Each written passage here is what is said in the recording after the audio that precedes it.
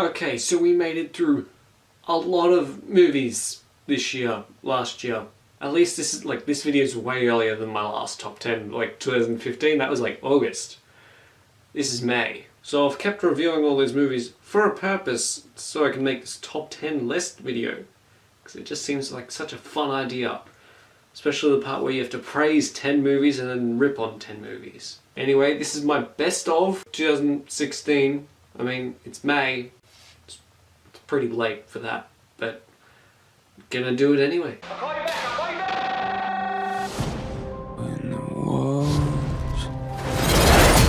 caving in and the world stops. At number 10 is Deepwater Horizon, and it's directed by Peter Berg. I tried watching Patriots Day, another Peter Berg movie that came out this year. In February, times didn't line up, so I wasn't able to watch it. But I saw Deepwater Horizon, and it was actually amazing. I really loved Mark Wahlberg. Mark Wahlberg came off as such a really good dramatic actor. Kurt Russell, he's great. He's Kurt Russell. Love the stash. Cannot go wrong with the Kurt Russell stash. The action, it's not so much in the gun violence action that you would find in an Avengers movie, more so the action that you would find in this true story, and it's terrifying, it's great, I loved it, I thought Peter Berg did a really good job with it. And when the movie ended, I just wanted to see more of it, and it fits pretty nicely at number 10.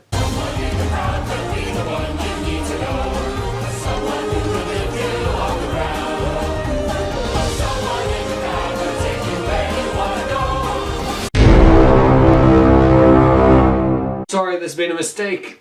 Number 9 was supposed to be Moonlight, but not really. I really do mean La La Land here. La La Land, I think, is an excellent throwback to classic musicals. The songs are really catchy. Emma Stone and Ryan Gosling, their chemistry is fantastic. They earned all 6 Oscars that they won. Well deserved, they did a great job, but that shouldn't have won Best Picture. I don't know. Moonlight was pretty good as well. If it weren't for the last 10 minutes, me feeling like a little bit let down and feeling a little bit too long, the movie would have definitely been higher on my list. There's something you gotta see. Who did this?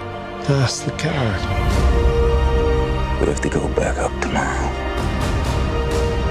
And they're not gonna go up there without you.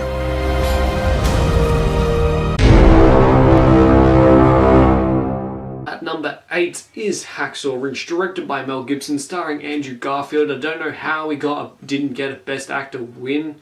I mean, he had Silence, didn't see it, heard he was fantastic in that, and he had Hacksaw Ridge, which was amazing in this, and I would have thought maybe he would have gotten an Oscar for this, but no, it was Casey Affleck, so I don't know. Still pretty good. The story of Desmond Doss in Hacksaw Ridge is actually really inspirational, and I loved how it was told. The action as well, it wasn't so much, I feel, despite it being done in the gun violence action, it followed something similar to what Peter Berg did with Deepwater Horizon, and it was actually filmed sort of like a horror movie at times. Hacksaw Ridge ended up being one of those movies where you walked out of the cinema and was like, yeah, nah, I feel pretty good.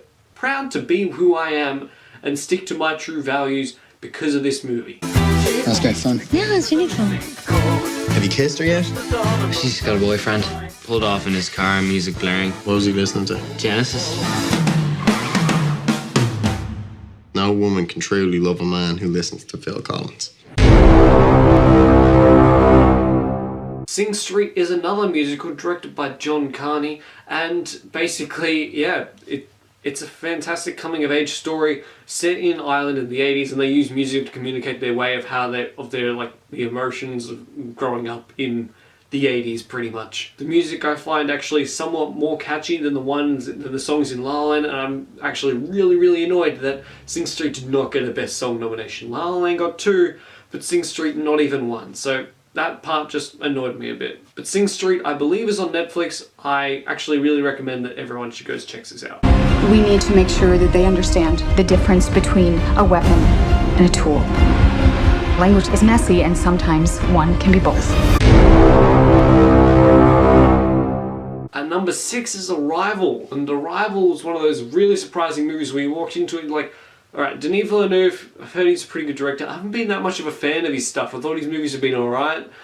I mean, I haven't seen Sicario, but Arrival here is actually mind-blowingly good, and it gets me really pumped for Blade Runner 2 because it gets into a bit of that sci-fi zone, that zone where you're just like, could work really well for Blade Runner 2. But Amy Adams here was great.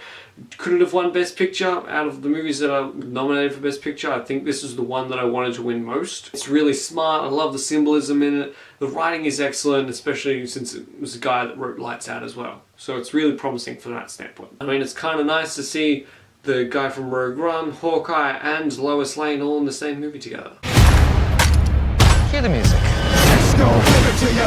Fuck, wait for you to get it on your own. X gon' deliver to you. We can't allow this, Deadpool. I don't have time for your X-Men bullshit, Colossus. Besides, nobody's getting hurt. That guy was up there before we got here. At number 5 is probably one of the biggest surprises. Hoped you thought it would be really good, and it ended up becoming way better than you had actually thought it would be, and that's Deadpool. The marketing leading up to Deadpool is probably some of the best I've ever seen, and I'm really excited to see what they do for Deadpool 2, especially since it comes out like next June. It's like just over a year. We could be getting a trailer by the end of the year. I'm just really, really pumped for Deadpool 2 now. It's so close. But Ryan Reynolds, if you follow him on Twitter, funny guy. Here he embodied the character of Deadpool. Like you're watching going, that's either Ryan Reynolds or that's Deadpool. It really could be one or the other. It's also a fantastic comedy, which everything just worked so well, and it's definitely one of the funniest movies of the past 10 years. What if Alton doesn't belong with us? You don't know that. That's remarkable. I know where they're going.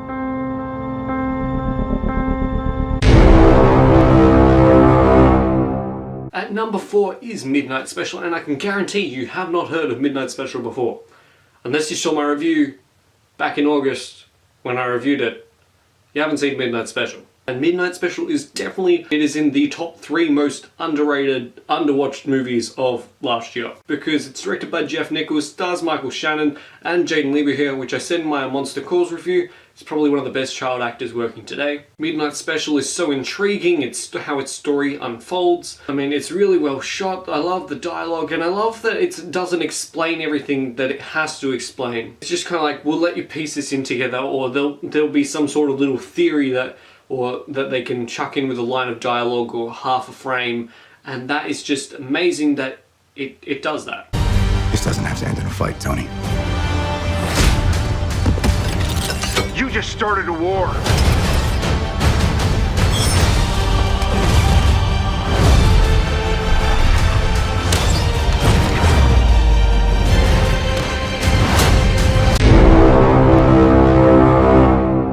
At number 3 is Captain America Civil War, which is possibly one of the best Marvel movies ever made, or superhero movies ever made, because it handles so many characters. It's pretty much an Avengers movie, but if you really watch the movie and you pay attention, it's definitely Captain America. It is 100% Captain America if you watch the movie. I mean, looking back at it, it's Avengers 2.5. But it's funny when it needs to be, it's dramatic when it needs to be, it has the stakes, and it has some of the best action scenes of last year. Probably one of the best action battles of all time, and that is the airport battle. If you haven't seen the airport battle, it's like 17 minutes long. You just gotta watch it to believe it. There's a couple of people I trust say you're pretty good at this. I want you to find Amelia. You're the guy who beat up my dad. Sucker punched your dad. At number 2 is The Nice Guys, which is directed by Shane Black, stars Ryan Gosling again, his second appearance on the list, as well as Russell Crowe. And it's basically a 70s crime noir thriller sort of detective mystery thing. And it's highly entertaining. I do love it. And it's shot like a 70s movie, just with better stock, and it's mind-blowingly good. It's just pure fun. It's probably the funnest movie of the year.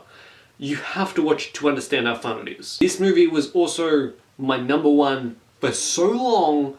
Like, ever since I saw it, it was my number 1 movie of the year up until like the very end.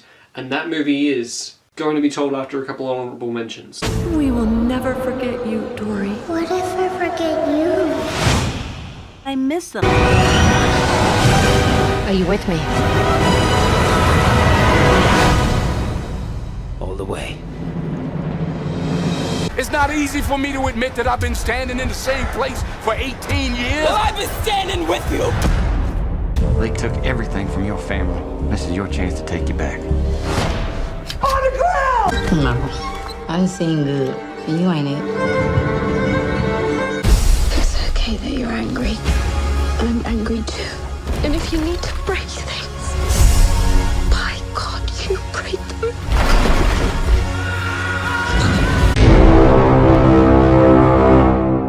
But number one, of course, is A Monster Calls. I said it in my A Monster Calls review. It's fantastic. It's emotional. It made me cry 4 times in the same movie. I mean, movies like that, they don't happen that often. I mean, how often do those movies come along? There's been so many good coming-of-age movies throughout this year. Edge of 17, Sing Street was also on this list. But A Monster Calls trumps them all because it's got excellent heart, great emotion. It has Liam Neeson playing Groot, but not Groot. It brings out creativity. It brought out like some sort of creativity in me in way of like understanding story and dialogue and stuff. But it's so emotional. Movies like this just don't happen enough, and you have to see it.